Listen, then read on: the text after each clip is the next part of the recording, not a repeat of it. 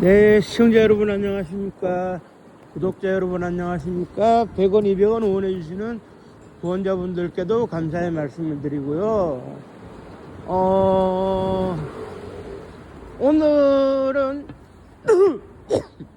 조금 이렇게 무거운 주제보다는 가벼운 주제를 들고 왔는데요. 올림픽에 대한 얘기를 해보고자 합니다. 구체적으로 말씀드리면 1936년도 베를린 올림픽에 대해서 이제 얘기를 해보려고 합니다. 제11회 대회였던가요? 베를린 올림픽에 대해서 얘기를 해보려고 하는데요. 쿠베르텍 남작이 근대 올림픽의 아버지예요. 그분이 1896년도 고대 그리스에서 이제 열렸던 스포츠 대전이었던 올림픽 그러니까 올림픽 동산에서 열렸던 올림픽을 현대에 재현해보자 해가지고 이제 그리스에서 첫 개최를 하고 난 이후에 이제 서로 이제 개최를 했었는데, 지금은 서로 개최 안 하겠어, 그거 또 돈 안 되는 거 그거 말해, 이런 분위기가 좀 있습니다만은, 그때는 서로가 올림픽을 개최하려고 했었어요.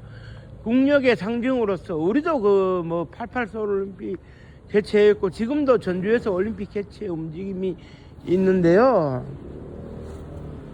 이렇게는 모셔야 될 것 같습니다.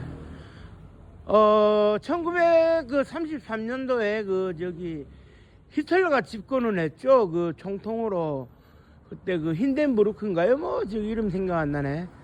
대통령이 사망하고 난 다음에 이제 자기가 집권을 했는데, 1925년쯤 되면은 소위 나치의 전성시대가 열리게 됩니다. 곳곳에 SS 친위대가 숨어가지고, 공산당은 하여튼 뿌리 뽑자, 공산당은 나치의 적이다, 그러던 찰나에 20년대 후반에 가가지고 이제 나치 게르만족 아리아 인족의 우월성을 강조하기 위해 가지고 히틀러가 올림픽 개최를 선언을 했는데요. 그런데 이제 나치의 모든 우생학이라고 해야 될까요? 우생학에서 어느 인종은 우월하고 어느 인종은 열악하고 이런 건 사실 없어요. 없는데도 우생학이라고 하는 나치만의 독특한 우생학을 내세워가지고, 백인이 제일 위대한데, 그 중에서도 게르만족이라든지 소위 통칭해서 일부 체코나 폴란드에 사는 사람들, 그리고 또 일부가 또 오스트리아에 사는 사람들까지 합쳐가지고 소위 그때 당시에 합스부르크 왕가 후손들 해가지고 이제 소위 뭐라 그래야 될까요? 소위 아리아인들이 세계 최고의 우등한 민족이고, 그 다음에 흑인들을 열등민족으로 봤어요. 그리고 이제 유대인들은 제거가 되어야 될 그런 민족으로 봤고, 그래서 이제 대학살극이라고 불리우는 그런 해결책이 나오지 않았습니까? 유대인들 한 대 모아가지고 불살라버리면 유대인들이 멸종할 거다라는 식으로. 물론 말이 안 되는 나치즘만의 논리인데요. 거기서 이제 한 가지 이제 제가 말씀드리고 싶은 것은, 그때 당시에 어릴 적에 이제 발등의 상처를 극복을 하고 육상 사관왕으로 스타가 된 제시 오웬스가 흑인이었어요. 그래 사관왕을 차지하니까 히틀러가 이거 말이지 올림픽을 망치고 있다고 온갖 욕을 다 했어요. 물론 미국 내에서도 제시 오웬스의 사관왕은 반반이었어요. 그때만 해도 흑백 인종 갈등이라는 게 없지는 않았거든요. 그런데 여기서 이제 중요한 것은 일본이었어요. 조선과 만주국을 식민지로 두고 있었던 일본이 이 대회에 참가를 해서 성적을 내겠다. 그래가지고 종목마다 이제 출전 티켓을 다 받아가지고 이제 출전을 하는데, 문제는 뭐냐? 우리가 그냥 참가할 수는 없지 않느냐. 히틀러를 도와주기 위해서라도 일본도 성적을 내야 된다. 그리고 경쟁 상대라고 할 수 있는 미국도 앞지를 수 있어야 된다.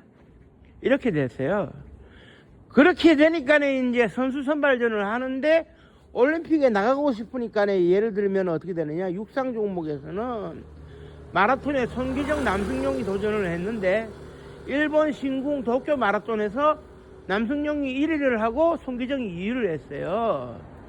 그게 이제 그 선수 선발전을 겸하는 대회인데, 그런데 여기서 이제 중요한 것은 성적을 내자는 공감대는 있었는데 문제는 조선인들이 나가서 성적을 내면 무슨 의미가 있느냐 하는 쪽이 있었고, 조선인이고 뭐고 지금 우리가 성적을 내는 게 일본의 일장기 깃발 아래 성적 내는 게 중요하지 조선인이냐 일본인이냐를 왜 따지느냐 이런 그 얘기가 있었고, 그래 한쪽에서는 마지막까지 저항을 했어요. 조선인들이 성적을 낼 바에는 인정을 못하니 차라리 출전 안 하는 게 낫겠다, 성적 안 내는 게 낫겠다.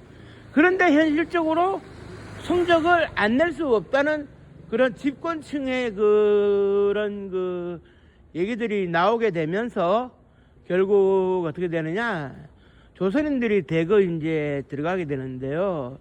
예를 들면은 그때 당시에 올림픽을 그 꿈꿨던 이상백 박사가 농구 전문이었는데, 예를 들면 이상백 박사가 손기정, 남승용의 동반 출전을 강력 요구해가지고 이제 일본의 육상계의 지지를 받아낸다든지, 그리고 또 일본 또 농구계에서는 어떤 입장이었냐면, 현실적으로 생각하자.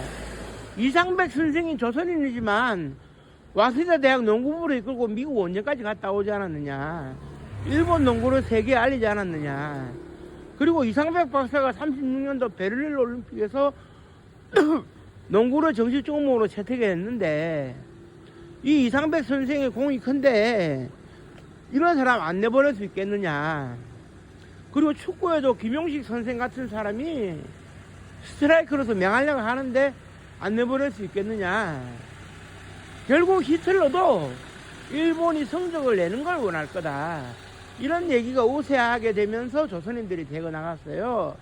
그래 나갔는데 어떤 일이 벌어지느냐, 나가서 체면치레라도 하고 돌아오면 좋겠다고 했던 일본 농구가 이상백 박사의 선전으로, 그리고 연희 전문, 훗날 연세대로 바뀌게 되는 연희 전문 선수들의 선전으로 예선 통과를 하게 됐고, 축구가 이상백 김용식 선생의 맹활약으로 예선 통과를 하게 되었어요.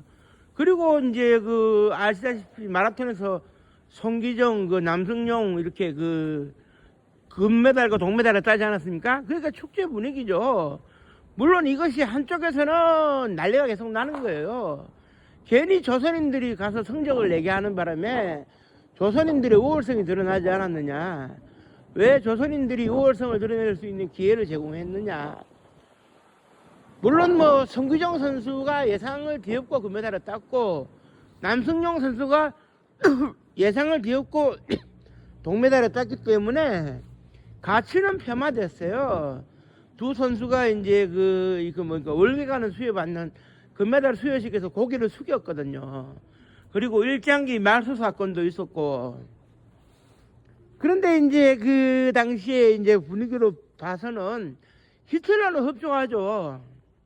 조선인이라는 개념보다 일본인이라는 개념으로 인정을 해가지고 성적을 내니까 흡족했죠.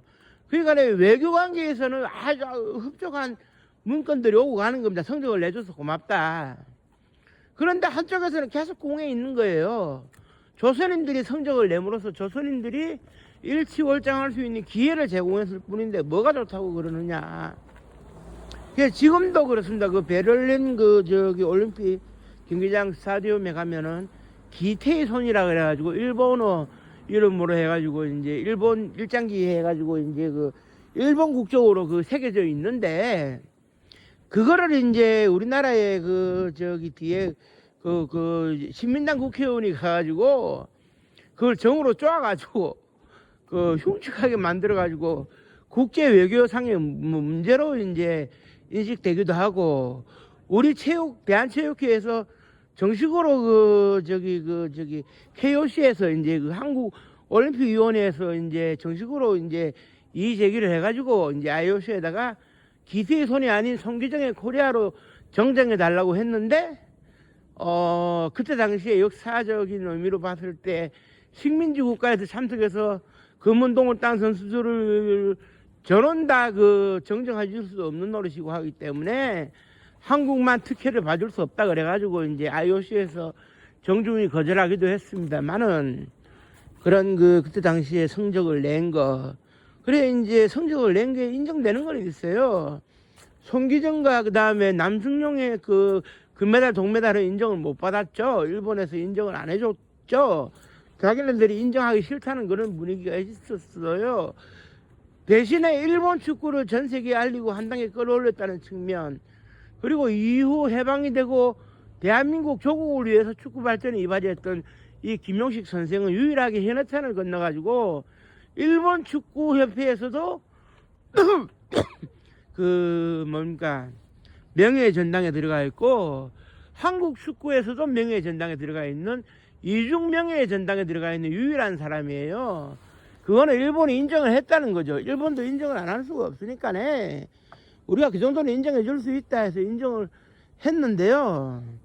사실 그렇지 않습니까? 일본에서는 지금도 논란은 좀 있는 것 같아요. 왜냐하면은 1992년도 그때 그 바르셀로나에서 황영조 선수가 56년 만에, 정확하게 56년 만에 똑같은 날짜에 송기정 선수의 뒤를 이어가지고 그 몬주익 언덕을 달려가지고, 그러니까 1936년도 비스마르크 언덕을 달려가지고 금메달을 땄던 송기정에 이어가지고 56년 만에 황영조 선수가 그 몬주익 언덕을 달려가지고 금메달을 따고, 그래서 송기정 선생님이 내 한을 풀어줘서 고맙다 하고 감격의 눈물을 흘렸는데, 이렇게 이제 되니까 일본에서는 1988년도에 제가 기억하기로 나카야마라는 선수가 있었는데 이 선수를 내세워가지고 금메달을 따려고 했다가 실패를 했죠.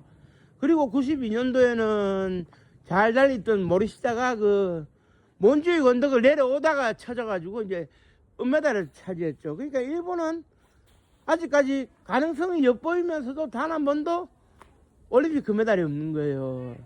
그리고 자기들이 자신만만해했던 94년도 히로시마 아시안게임에서도 황영조 선수가 금메달을 차지했고, 그러니까 일본으로서는 이러지도 저러지도 못하는 거예요.